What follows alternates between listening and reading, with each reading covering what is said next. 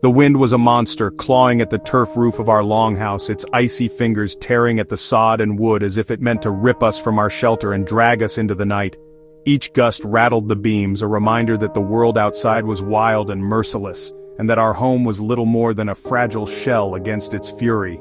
The storm had raged for days, relentless, howling through the darkness, and with every hour it seemed to grow stronger, more determined to break us. Its shriek seeped through the timber walls, a high, mournful wail that never ceased. The wind found every crack, every weakness, and forced its way inside, bringing with it the sting of snow and the sharp bite of cold. The walls, once sturdy and proud, now seemed to shiver with us, trembling under the onslaught.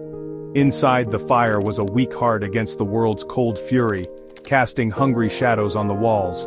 The flames, once bright and lively, now struggled to survive, flickering low and uncertain, as if they too feared the wind's wrath.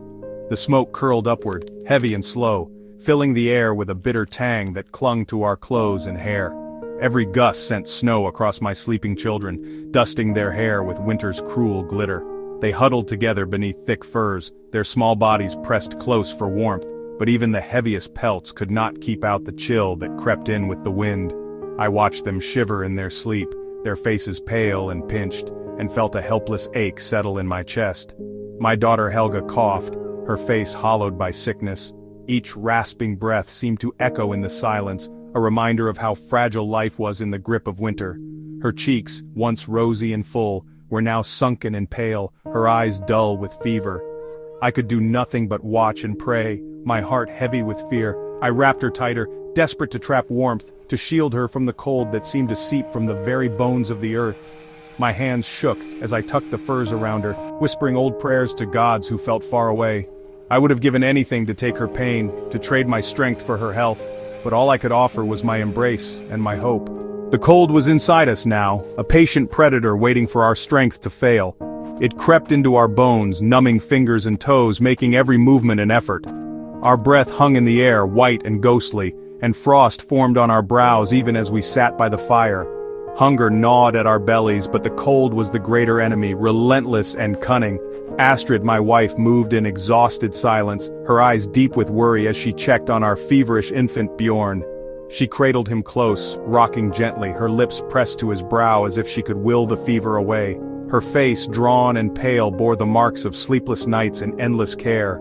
She was the heart of our family, holding us together even as the world outside threatened to tear us apart. Words were a warmth we could no longer afford. We spoke little, saving our breath, our voices hoarse from cold and worry. Silence settled over us like another blanket, heavy and suffocating, filled with unspoken fears and desperate hopes. Every glance was a question, every sigh a prayer. The longhouse, once our fortress, felt like a tomb, the timbers groaning under the weight of snow and despair. The roof sagged, heavy with ice, and the walls seemed to close in around us. The place that had sheltered generations now felt fragile, as if it might collapse at any moment, burying us beneath the weight of winter's wrath. The world had shrunk to these four walls, to the scent of wood smoke and sickness, to the desperate beat of my heart. Time lost all meaning. Day and night blurred together in the dim light of the fire. I listened to the wind and the labored breathing of my children, counting each heartbeat, each cough, as if by sheer will I could keep them alive. Outside the gods were silent, and in the quiet between the wind's howls, I feared they had forgotten us. The world beyond our door was empty and vast, a frozen wasteland where nothing moved but the snow. I wondered if spring would ever come, if warmth and light would return, or if we would be lost to the winter, our names carried away on the wind's teeth. Food was a memory.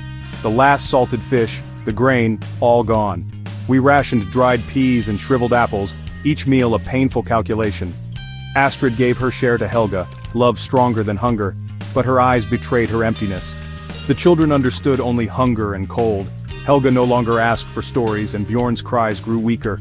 I tried to fill their minds with tales of summer feasts, but the stories felt hollow. Hunger was a slow, creeping death, consuming us from within. The fjord was a monument to winter's cruelty, our longships frozen in place, freedom lost. No help would come, no traders, no fish, no hope. The harvest had failed, the gods unmoved by sacrifice. Sickness followed hunger, first taking the old, then the children. Each family became an island of suffering, haunted by quiet grief. Hope died with the crops and froze with the fjord. We moved through our days like shadows, driven only by the instinct to survive. The laughter of children, the sounds of the forge, the boasting of warriors, all silenced. The world was bleached of color and warmth, leaving only white snow and black despair. We were utterly, completely alone. The endless gray and hunger frayed my mind. In the swirling snow I saw my dead brother Eric at the forest's edge, silent and sorrowful. Was it a ghost, a vision, or just hunger's hallucination? I blinked and he vanished, but the image haunted me. I told no one, but the vision followed me, a chilling omen that the world of the dead was close. The forest, once a place of bounty, now felt menacing, the silence heavy and expectant. The line between real and imagined blurred. Fear grew deeper than cold or hunger. We were fighting not just winter but something older, something that lived in the heart of the cold, and it was driving me mad. The last peas were gone. We boiled leather for broth, pretending it was food. The children cried, unable to swallow the bitter strips. Astrid focused on Bjorn, feverish and fading, trying to feed him the last apple pulp. She was a shield maiden, but this enemy, sickness, could not be fought. The bonds of our village snapped, doors barred, neighbors became strangers. Some gave up, walking into the blizzard, never to return. We were no longer a community, just isolated families waiting for the end. The silence left behind was louder than any scream. There was only one choice left, hunt or die. Gunnar, Leif and I braved the blizzard, desperate for anything to eat. The cold was a living pain, the snow waist-deep, the world a white void. We saw no tracks, only the hungry eyes of wolves watching from the trees. The hunters had become the hunted. Tragedy struck. Leif fell into a ravine, his leg shattered. We could not save him, he told us to go. Leaving him was the hardest thing I've ever done. We returned empty-handed, defeated, the weight of loss heavier than ever. Hope was gone. I stumbled back, a ghost of a man, my body numb and my mind clouded by the relentless cold. Each step through the snow felt heavier than the last, as if the earth itself was trying to swallow me whole. The wind howled through the trees, biting at my skin, and I could feel the frost creeping into my bones, deeper than any blizzard I had ever known. My breath came in ragged clouds, each exhale a reminder of how fragile life had become in this endless winter. The cold inside me was not just of the flesh but of the spirit, a chill that settled in my heart, making hope feel like a distant memory. Hunger gnawed at my insides, but it was the emptiness, the sense of helplessness that truly threatened to consume me. Astrid's eyes met mine, hollow and searching. She didn't need to speak. Her gaze said everything. There was no food left, no hope left to cling to. The fire in her spirit, once fierce, now flickered weakly, threatened by the cold and the hunger that pressed in from all sides. I knelt by the fire, its meager warmth barely reaching my hands. The flames sputtered, starved of fuel, and I felt the weight of my failure settle on my shoulders. I had promised to protect them, to keep them safe, but now I could do nothing but watch as the darkness crept closer. With heavy steps, I went to Helga's side, my heart pounding with dread. The room was silent except for the faint crackle of the dying fire and the sound of my own anxious breathing. She lay so still beneath the furs, her skin pale as the snow outside, her eyes glassy and distant. The fever that had raged through her tiny body was gone, but so too was her strength. I reached out, brushing a strand of hair from her forehead, wishing I could give her the warmth she needed. I gathered her in my arms, holding her close, humming a broken lullaby that my mother once sang to me. My voice trembled, but I hoped the sound would comfort her, would remind her that she was loved, even as the world outside turned to ice. I rocked her gently, desperate to share what little warmth I had left. For a moment she stirred, her eyes fluttering open to meet mine. There was a flicker of recognition, a faint smile, and then, with a soft sigh, she let go. The life faded from her gaze and I felt her spirit slip away, as gentle and silent as falling snow. Her breath stopped, and the world seemed to freeze around me. My little girl was gone, her suffering finally at an end, but my own had only just begun. Grief tore through me, more violent than any storm I had ever faced. It was a pain that clawed at my chest, raw and unrelenting, leaving me gasping for air. I wanted to scream, to rage against the gods, against the winter, against my own helplessness. I wept for her, for Leif, for my son lost to the cold, For my wife whose laughter no longer echoed in these halls, for our village that had been swallowed by the snow.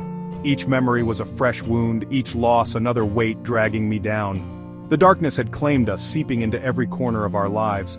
Love, as fierce as it was, could not keep the night at bay.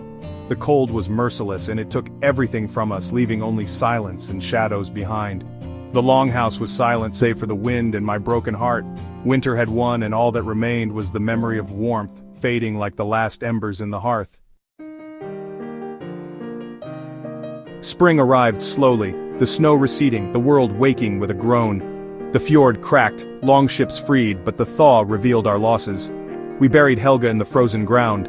Now, graves dotted the village. Nearly half were gone. Survivors moved like shadows, hollow-eyed and weary. There was no joy in spring, only the weight of grief. We worked in silence, each locked in private sorrow. I stood by Helga's grave, the world greening, but my heart frozen in winter. Survival felt like a curse. The Viking Winter had taken hope before it took lives. The seasons turned, as they always do, bringing with them the promise of renewal and the hope of a fresh start. Summer brought green fields and a bountiful harvest. The land, once frozen and barren, now teemed with life.